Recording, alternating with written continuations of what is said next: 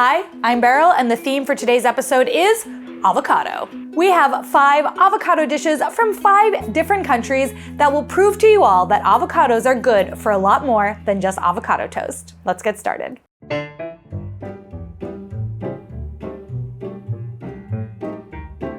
Hi Beryl, my name is Eduardo. I'm from Mexico City, and the dish that I want to talk about is Paletas de Aguacate, or Mexican avocado ice pops. They might not sound very appetizing at first, but trust me, they are delicious. They are sweet and creamy and refreshing. The ingredients are very simple. It's just avocado, whipping cream, and condensed milk. Everybody in the world knows Mexican guacamole, right? But that's only one way to enjoy avocados. Here in Mexico, we have so many ways to enjoy it. It is a staple in Mexican cuisine. Avocado ice pops aren't commercial at all. They are usually found with the neveros or ice cream artisans. They created this exotic flavor for ice cream festivals and fairs. It is more like a traditional delicacy. My mom would always make these pops to sell and to make a little money when we were kids. I really hope you can enjoy it, and trust me, you are not gonna regret it. Thank you so much, Beryl.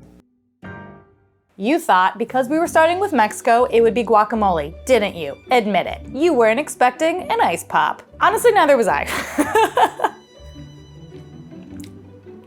Wow, you can taste the avocado and the condensed milk. This feels pretty naughty. The flavor of this has like a little bit of earthiness from the avocado, but then you have sweetness from the condensed milk and the whipping cream. Whipping cream. Sounds weird. This is not like one of those fruity ice pops that you can whip through. Like this is thick. She's a thick pop. The color is really pretty.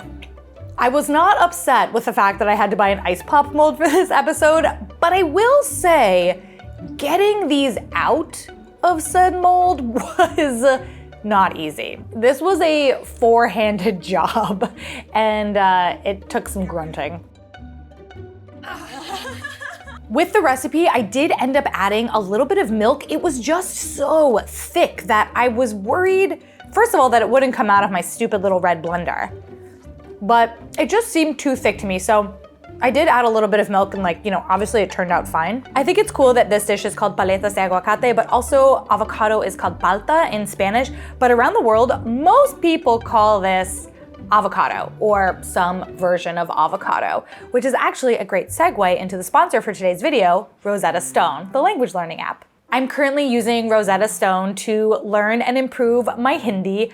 Many of you know this, but my husband is from northern India, and a great way for me to better connect with his culture and his family is to learn to speak the language that they all speak. Hindi, by the way, is not the easiest language to learn, and one of the things that I like so much about Rosetta Stone is their style of learning. वो football खेल रहा है. Instead of giving you tons of vocabulary to memorize with the translations, you actually learn the words as the words. And so in your head, you're not having to translate it. This is how we all learned our first languages as kids. मैं chocolate खाने वाली हूँ. In general, I have found that there are not that many language learning apps that actually offer Hindi, but Rosetta Stone has so many languages that more traditional language learning apps don't have. You can use Rosetta Stone on your laptop or on your phone, and one of my favorite features is actually their voice recognition tool, and it helps you improve your accent. ये मेरी माँ है. ये मेरी माँ है. ये मेरी माँ है. In general, the app really helps you prepare for real-life conversations so that you can actually get out there and speak to people rather than just be somebody who has learned bits and pieces along the way. The lessons are short as 10 minutes, and you can play them offline so you can practice if you're on a plane or on a train. Check the description for links to discounts with Rosetta Stone, but the best offer is for $150. They're offering a lifetime subscription, which means any language for the rest of your life. One-time fee. It is 50% off the main fee, which I think is a great deal. As people, we are always learning, and I think languages should be a part of that learning process. There is always more to know and learn about one another, including our languages. And with that, let's get back to the avocados. Avocados, aguacates, paltas.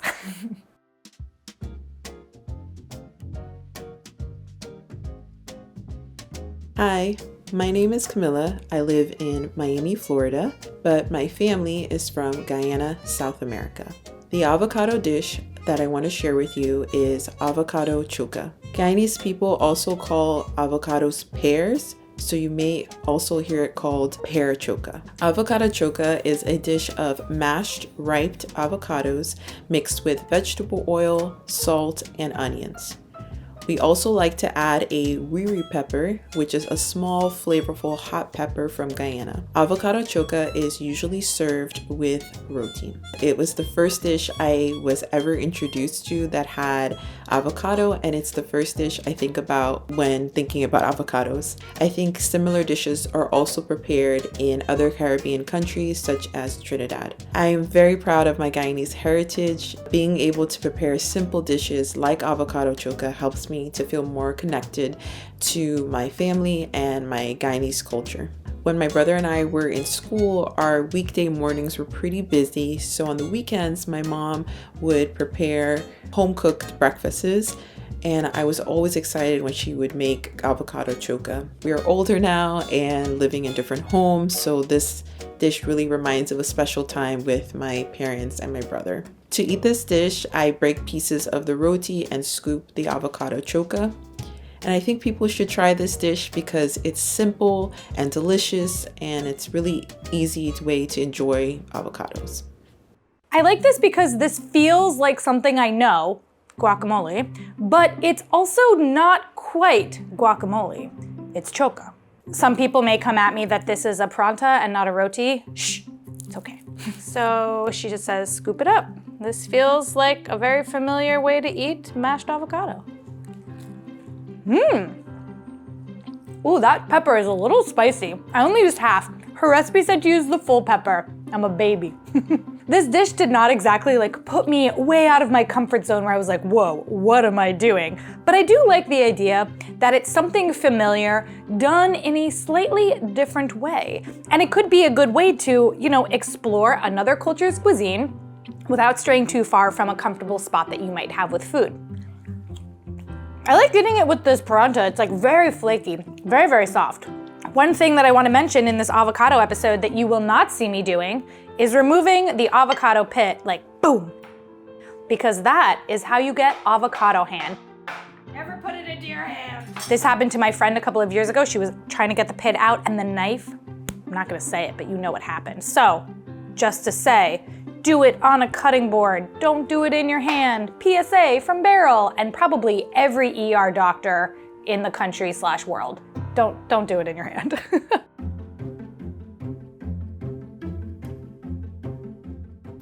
Hi Beryl, I'm Dimas Saputra. I'm from Banten, Indonesia. I would love to introduce you to Indonesian drink. We call it Jus Alpukat or avocado juice. In Indonesia, we consider avocado as a condiment for dessert or sweet things.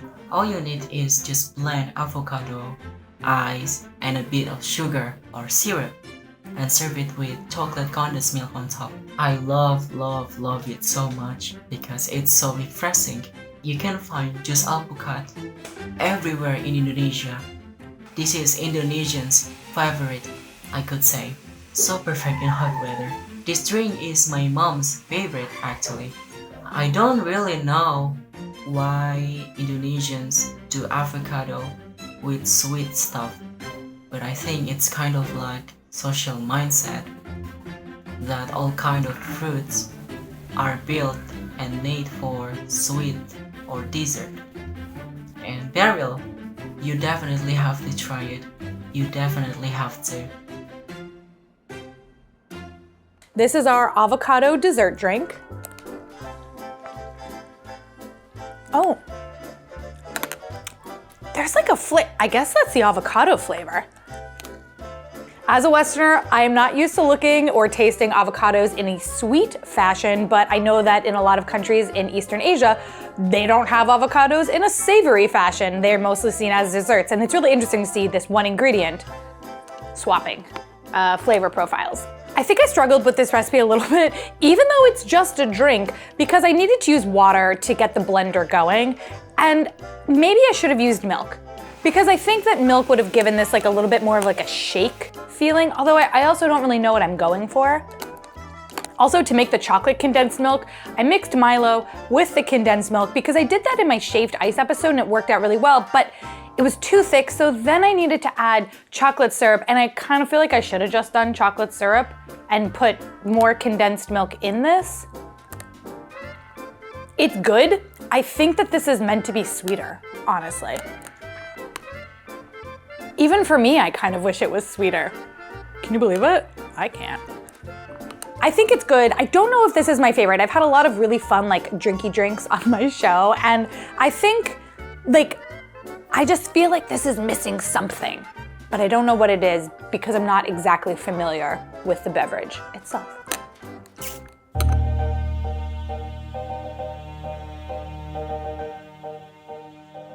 Hey Beryl, my name is Rishika and I currently live in Brisbane, Australia.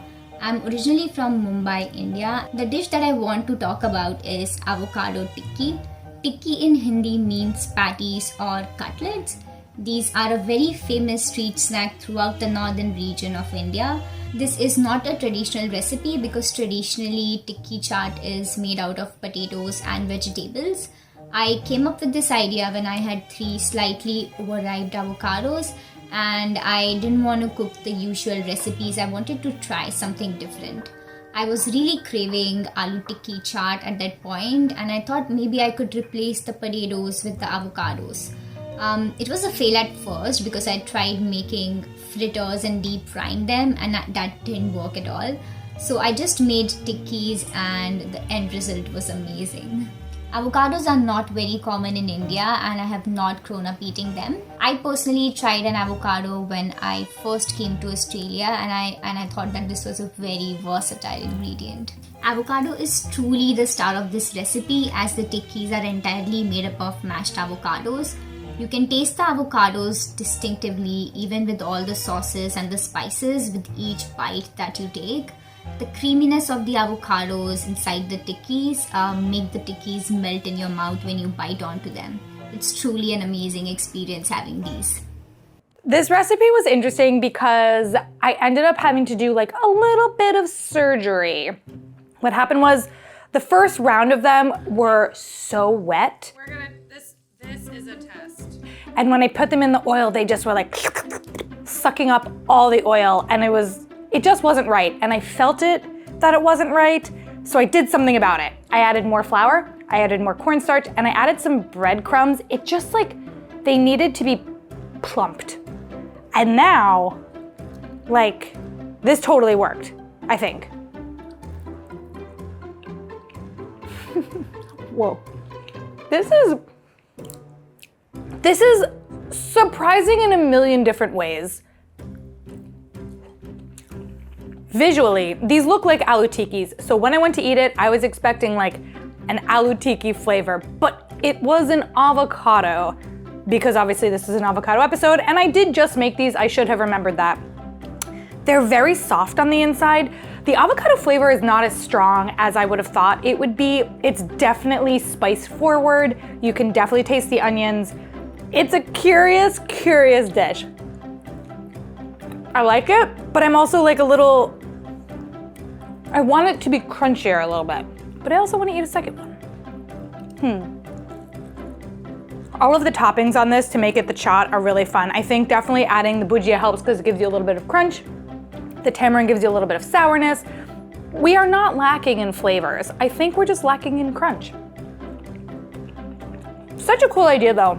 I was gonna use red onions when I was making this, but I had some leftover white onion from one of the earlier recipes, so I just used them. And then it made me start thinking about my personal hierarchy of onions. My favorite, green onions, shallots, red onions, and then like, I guess yellow onions. And then I don't even think about Vidalia sweet onions or white onions. And leeks, don't get me started on leeks. Don't get me started on them. But I'm curious, like, what's your favorite kind of onion? I know it's a weird question, but then I was also thinking about herbs hierarchy, dill, coriander. The very bottom, my least favorite, rosemary. If rosemary disappeared tomorrow, I wouldn't really care. Said it. This is definitely a creative dish if you're somebody who like loves avocados. I think it's a really cool thing to try, and like making them into patties, it's a fun idea. I just wanted them crunchier.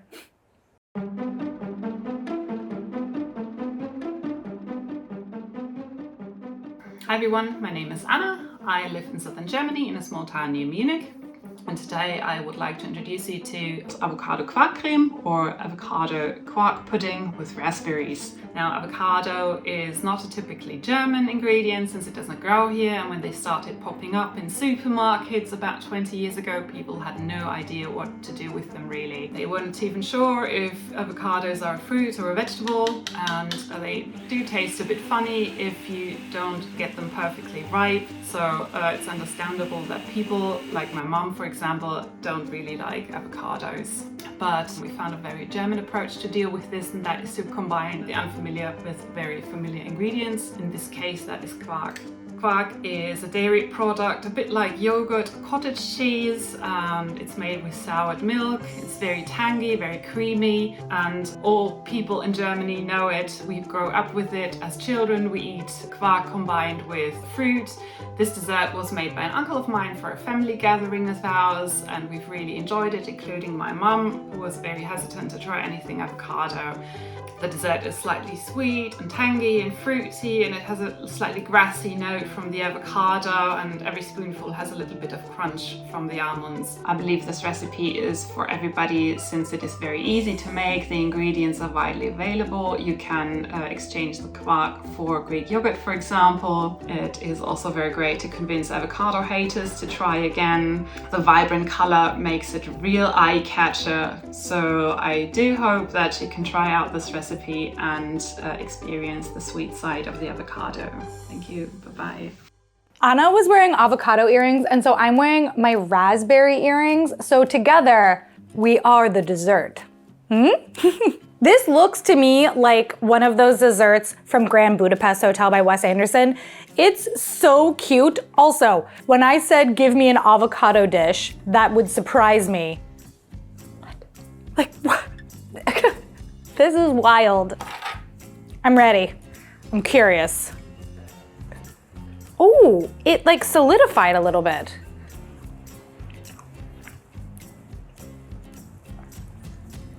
What? This tastes like a cheesecake. I mean, there's cheese in it, but this tastes like a lemony cheesecake. I love it. My mouth is like watering from this. Oh my God. I had a million questions going into that. Number one being, what in the heck is this dish? This is so surprising. You can't taste the avocado in this. It's giving texture, right? That's what it's there to do. Whoa. I was talking smack off camera about the slivered almonds on top, because I'm like, ugh, slivered almonds. They look like shards of wood. But they actually give a nice crunch to it because everything is so soft in this. Wow. This, well, Germany. I see what you've done here. You've dazzled me. I like the kind of raspberry coulis that I put on top of it as well. I think it's interesting to see how a recipe develops when it's using a non-native ingredient. Like Anna said, avocados are obviously not traditionally from Germany, and so how are they incorporated into the cuisine there?